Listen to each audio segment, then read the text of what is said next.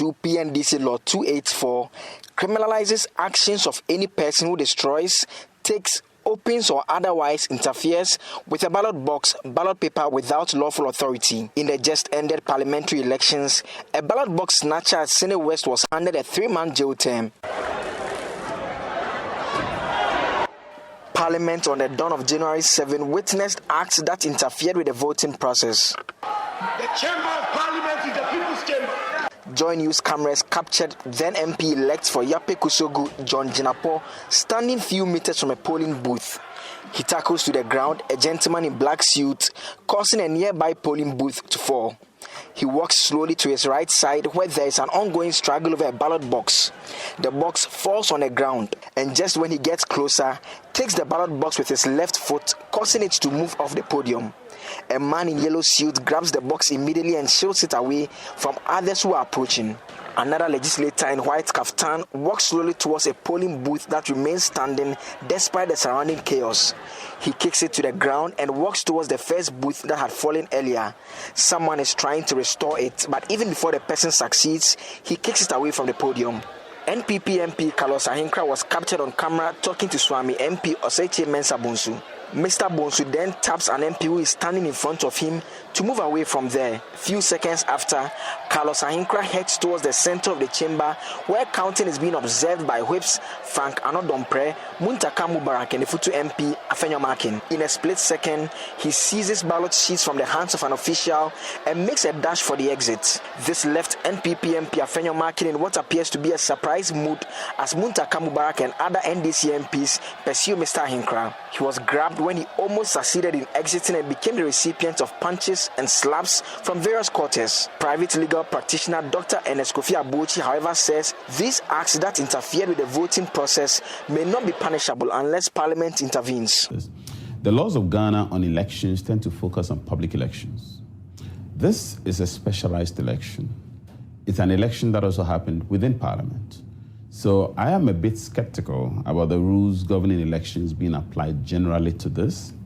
But Parliament is a master of its own procedure, as they say, and Parliament can decide to administer some penalty.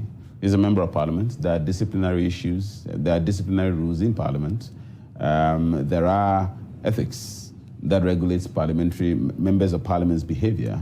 So I am confident that should Parliament look within its own internal rules of discipline, there's something that can be done in respect of this member. But I doubt in terms of the general rules on elections in Ghana, because those affect public elections, and this is by no way a public election. It's an in-chamber election meant only for members of Parliament. Private legal practitioner Dr. Eneska Kofi Apawu ending that report. Now, General Secretary of the NDC, Johnson Asiedu Nketia, is arguing that the invasion of the armed military men is an affront to the country's democracy. He also wants a parliamentary probe into the conduct of some MPs. He spoke at a press conference a while ago.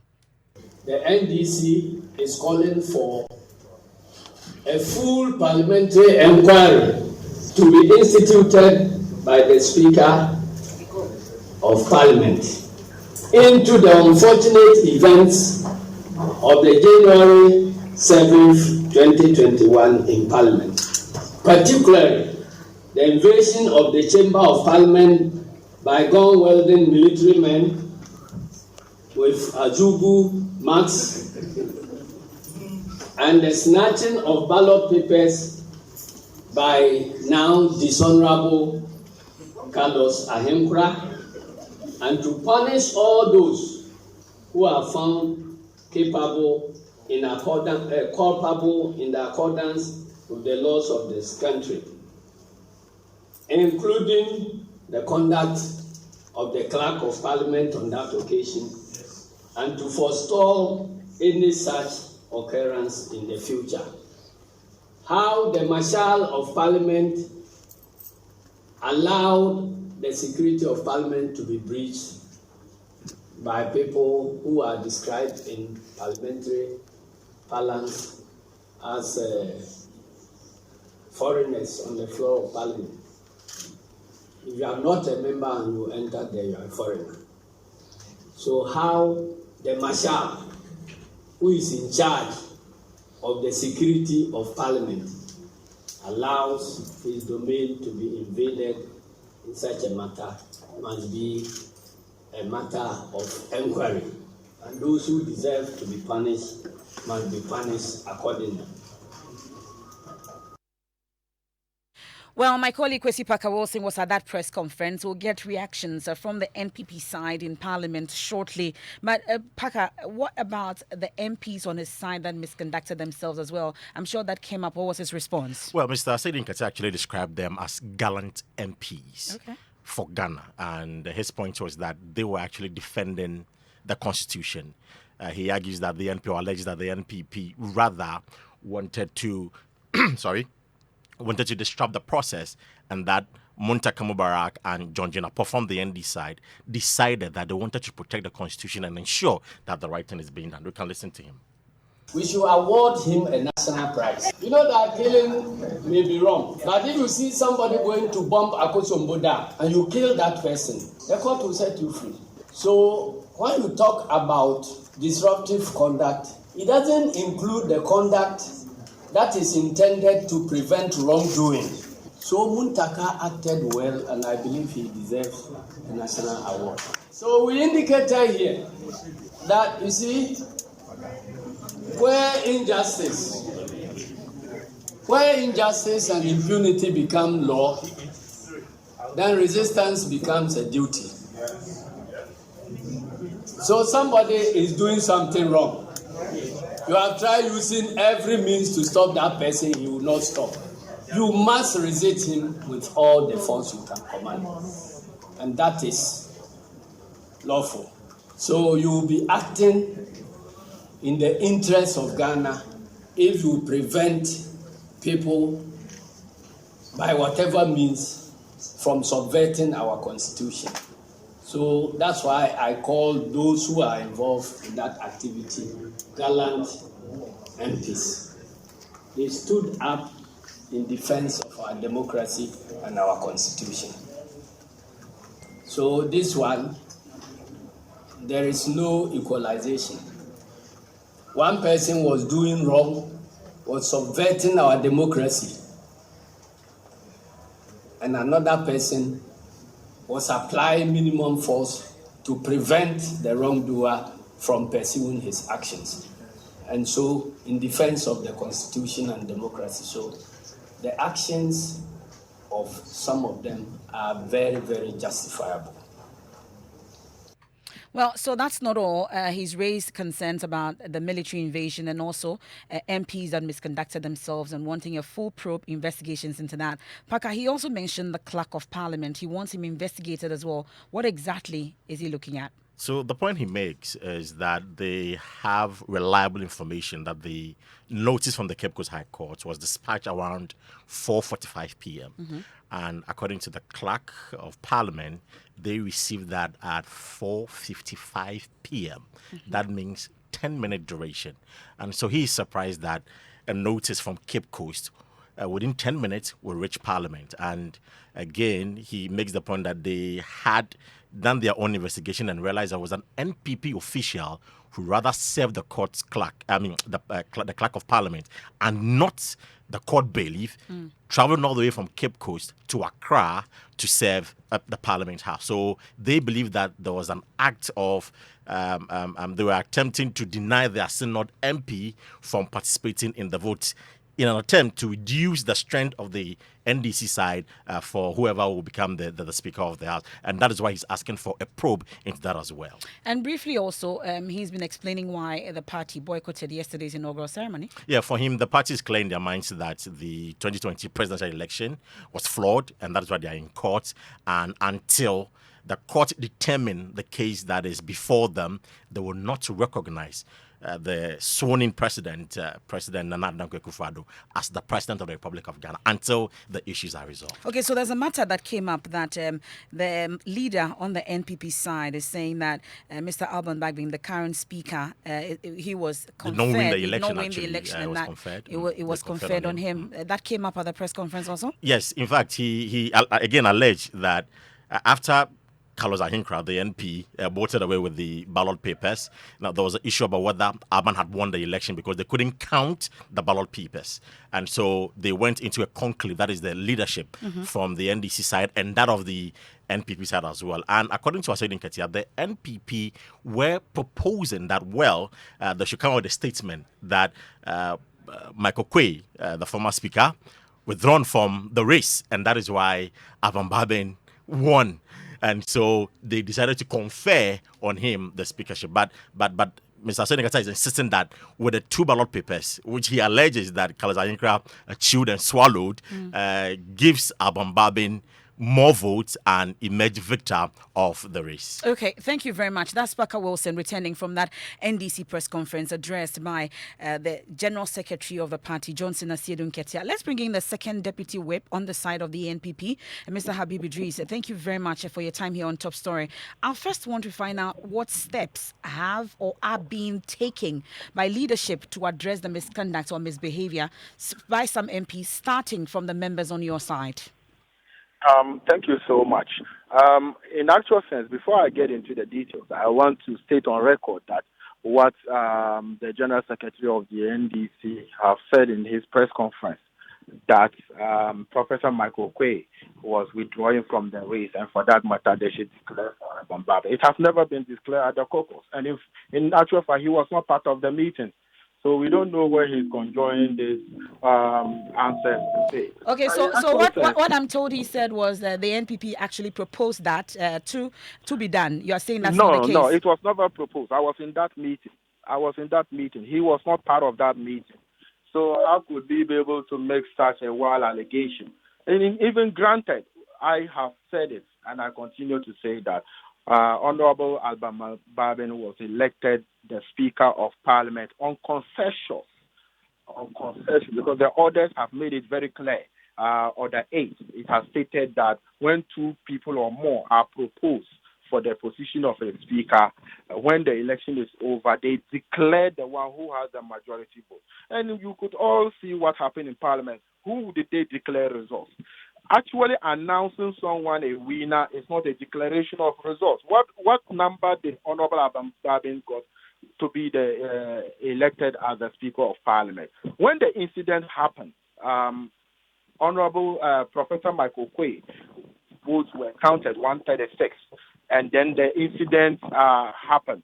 But when we went to the chamber caucus and we counted what was retrieved, Avan Baben also had 136. And one was spoiled, and we couldn't account for 2. So we, in actual sense, that's why we came to that. So give us that clarity. That clarity. You said 2 could not be accounted for. Was that the 2 that Carlos Ayinkra snatched? I could not say that, and I cannot confirm whether Carlos Ayinkra snatched those ones or not. But what is on record is that when they counted, Professor Michael Quay had 136, 1 spoil. And when they counted Avan Baben 1, it was also 136. We couldn't account for 2. And they have alleged that it was part of what Honorable Carlos Ayinkra snatched. But granted, I am not justifying his action, but you could see that there was 4 illegalities that happened in Parliament. And you could see that 3 of that came from the NDC caucus. The first was the fact that they undermine the authority of the court, that is the rule of law. The clerk of Parliament has made it clear. He has received a letter from the High Court that a member-elect is not supposed to hold himself as such, and he was not supposed to be sworn in. And for that matter, he didn't have a right to vote in the election of a speaker. That was not a birthday party. It was a house of members elected, and his own was decided by a high court that said he should hold himself as such. That was the first thing. The second thing was that when voting started, you could see that Honorable Muntaka, the NDC caucus whip, he snatched the ballot box and he ran away with it. That was a crime. Why are we not talking about it? And when another session started voting, 3 people had voted already. And we could see that the same people snatched the same box and ran away with it. And we could see the Honorable Member of Parliament for Yape Kushogu, Honorable for kicking the ballot box and then destroying electoral commission. But by this, do I hear a justification in what you're saying? Justification. What I'm saying is that what is wrong is wrong. Why are we not talking about the fact that they have snatched the ballot box twice, they have destroyed electoral commission property, and they are rather talking about Honorable Carlos snatching the ballot Of paper? course, What I'm is the sure if difference you've been between the two? listening, It is all to us, distracting electoral process. well, if you've been listening to us, Mr. Habib Idris, we've chronicled all the issues that happened that day that disrupted the processes. That includes what happened on the NPP side and the NDC side. So I asked you a first question, which you have still failed to answer. What exactly the steps leadership is taking to address this misconduct, starting with the members on your side? Yeah, we are in consultation and we are in discussion, and at the right time, we'll issue a statement as to the steps and MPP caucus will take to be able to address the unfortunate incident that happened last night. But this is a criminal act, isn't it? Because we know that Parliament is a master of your own procedures, but you say you are still meeting. This is something that people have described as shameful, puts us on the wrong side of the map when it comes to our processes here in this country. And still leadership is still talking as at now. No concrete steps or anything to be done to Mr. Carlos Ahinkra. And then we move on to the others, Mutaka, Jinapo, like you've mentioned. You see, sometimes we don't have to start from somewhere. It started from a certain situation and incident that has happened. And the action of Carlos Ahinkra was encouraged by the action of Honorable Muntaka, because it was Honorable Muntaka who snatched the ballot box first. And it is work against the electoral rules, and it is criminal. People were jailed because of snatching ballot boxes. It was wrong. He did it the second time. It's wrong. So it is his action that has encouraged Honorable Carlos Ahinkra to think that he can also snatch the ballot paper and run away. Because nothing happened to Muntaka when he snatched the 2 ballot boxes in the first place. I'm surprised that you say that, but because I'm wondering if MPs, you are lawmakers, you do this, what are you expecting your supporters to also do? Because if I snatch a ballot box at a voting center, what happens to me? Do I say that I saw an MP do it, so I can also do it? I think you are not actually trying to understand what I've said. Granted, what they have done is not right, it's wrong, it is unparliamentary, and it is actually not a good thing before the public and international community who are watching Ghana and watching the parliament of Ghana. So what they did is wrong. But I am saying that we shouldn't keep throwing more light on the action of Carlos Ahinkra, forgetting about the actions of the 2-time snatching of the ballot boxes by Honorable Muntaka and destroying the electoral process, stopping electoral processes, destroying electoral commission properties, which was also in camera by the NDC caucus. We should condemn everything. The action of Honorable Carlos Ahinkra is wrong. Equally, that of what Honorable Muntaka and Honorable Abu Jinapo, that is the MP for Yape Kushobude. They are all wrong and they all ought to be investigated. Well, so the party, the NDC now, that the other one is right. Well, the NDC is calling for a full-blown investigations into everything that happened that day. For them, their side, those MPs are gallant, soldiers. They were defending the constitution, they say. But are you in support of a probe into everything that happened that day? Yes, I do agree, and we will also in talks. And I think probing the incident, it is in the right direction, so the right measures, right laws, anything that needs to be done to be able to stop such a thing happening in the future. But if you listen to what the General Secretary of the NDC was saying, he said that they should probe it, and he actually trying to give indications as to which one should be probed. The invasion of military and Carlos Ahinkra grabbing the ballot papers to run away. He should equally tell us that the probe should also cover Honorable Muntaka picking the ballot box and actually picking the ballot box again, and Honorable Jinapo destroying and kicking the ballot box. All that needs to be proved. That was the only incident that happened. We're grateful for your time. We'll leave it here. Now the second deputy whip on the side of the NPP, Habib Idrisu there, speaking to us. Well, Parliament has been responding to these issues in a statement. Parliamentary correspondent Joseph Opoku Gakpo has a copy of that statement. He joins us in studio with more on this. So what exactly is Parliament saying about happenings that day? Well, it's a 1.5-page statement issued by Kate Addo, who is the Director of Public Affairs. She says that Parliament wishes to acknowledge the events that characterized the inauguration of the 8th Parliament and wishes to state that whilst most of the actions during the 9th were regrettable, they should be put behind them. Then she goes on to say, Parliament would, however, like to put them behind it and work towards a more focused, unified membership aimed at promoting best parliamentary practices and good governance. And that Parliament would also like to react to allegations that one of his staff tried to actually stuff ballot boxes with papers. You have seen that video making rounds.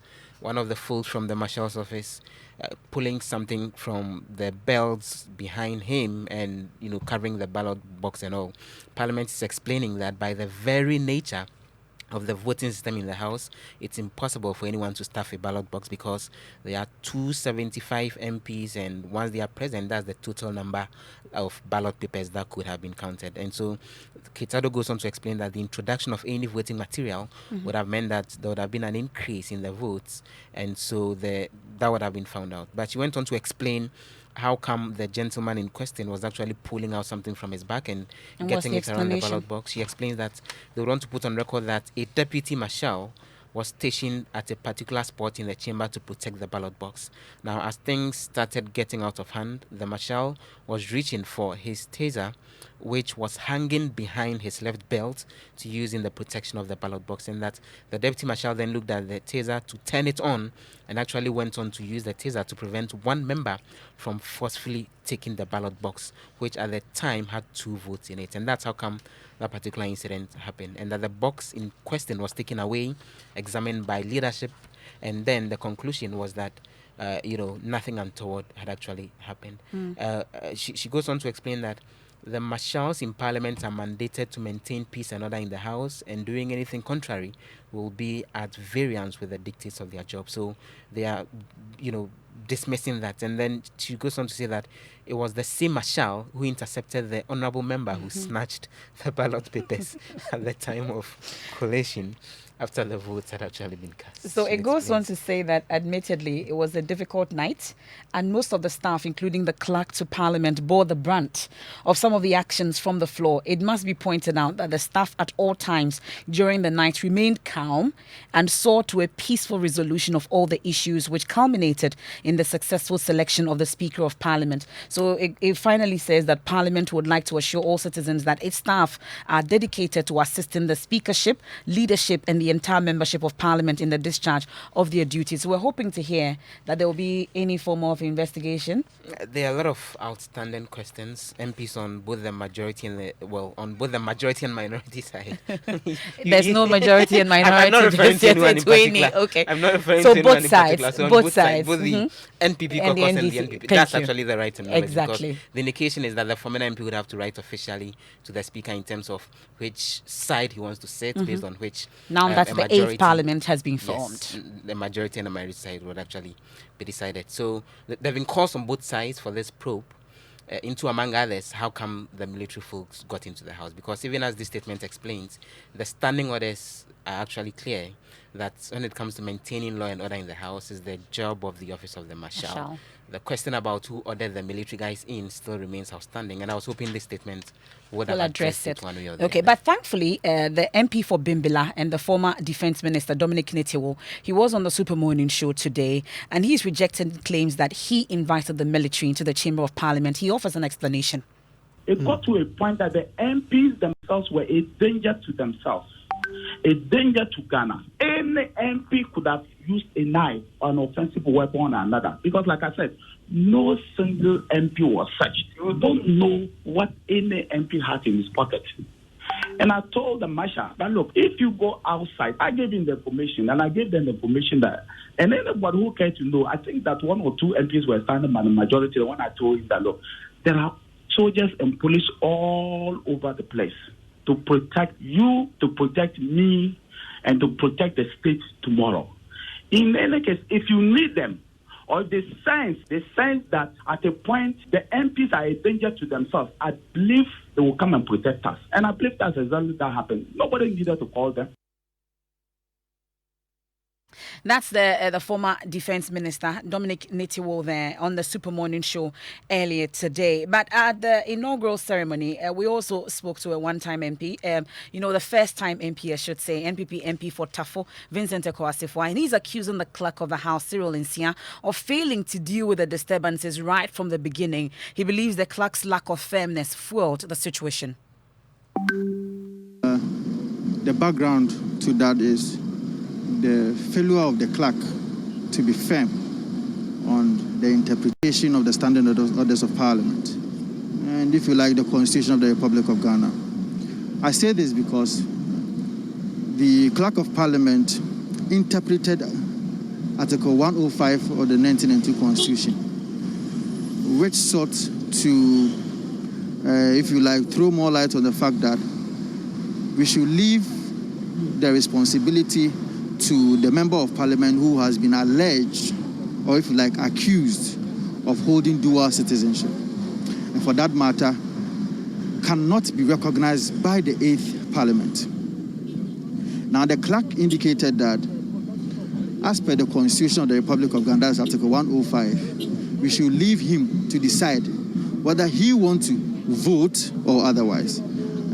If he votes and later on he finds himself culpable with the law, then the law will deal with it. The problem I have with that is that I do not see why, if that room has been given to the member of Parliament, that is James Kwesi, we, the members of Parliament, cannot have the same responsibility to say that even though the Constitution says that we should vote secretly, we can decide to also vote and show it to our hips as part of the rules and regulations of our caucus. Forgive me, how are those two in any way connected? Because what is going to be the resultant effect of we breaching the standing orders of Parliament and the Constitution of the Republic of Ghana saying that members of Parliament are supposed to be voting secretly? Mr. Asefwa. That's a call Vincent Asefwa there speaking to us at the inauguration ceremony yesterday. He's the NPP MP for Tafo, ending tonight's edition of Top Story, brought to you by Vodafone. The future is exciting, ready. Bell Aqua Mineral Water there. And I am Emefa Apawu. Ghana Connect is up next with Daniel Dadzi. Please stay.